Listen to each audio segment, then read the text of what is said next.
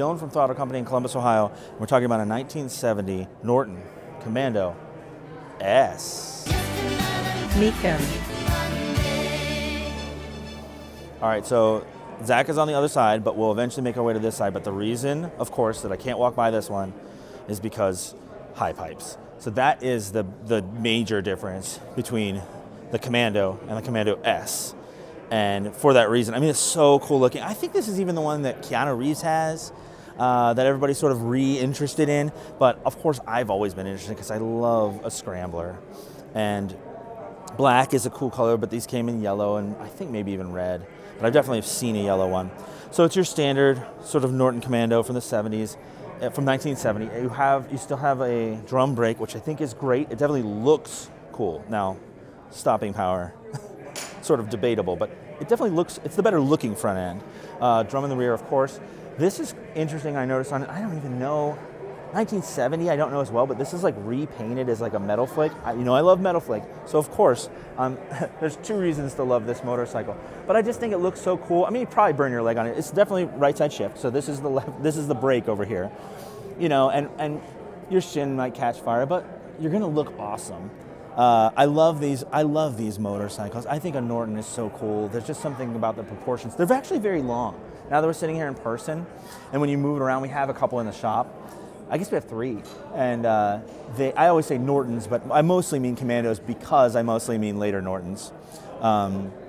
They're very long and sporty, but these are just such cool bikes. And so anytime I see one here at the Mecum auctions, I have to at least take a look. You've got concentric carbs, so by 1970 you have, and that what it means concentric wise is that this is a circle around the jets in there. They're the better carbs, but by 1970 these basically came out in 1967. So any British bike, all British bikes basically share these same carbs, which is fun. So even a Royal Enfield, a Triumph, a BSA, they all use the same carbs. So what's fun about working on British bikes is once you know how to tune those carbs, you got a leg up on all the other British brands. And they share a lot of the same clocks and a lot of the same switches and things like that. So this is another thing that if you notice about the controls, later Norton controls, very blocky and square. Maybe we'll show some off here if we find them, but these are much more elegant. This piece right here I think is aftermarket, but the rest, very simple and elegant controls. Looks like maybe they took the choke off, which people tend to do, and I don't like it because I think technically if your bike's running correctly, it should start on choke and then you take choke off and then it runs well once it warms up. But people have their own philosophies about the thing.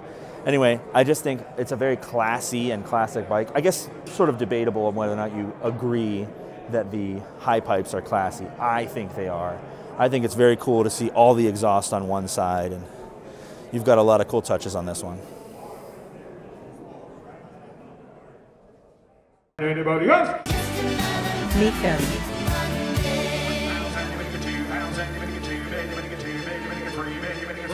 And now 4,000, you're going to get 5,000, you're going to get 6,000, you're going to get 5, 6.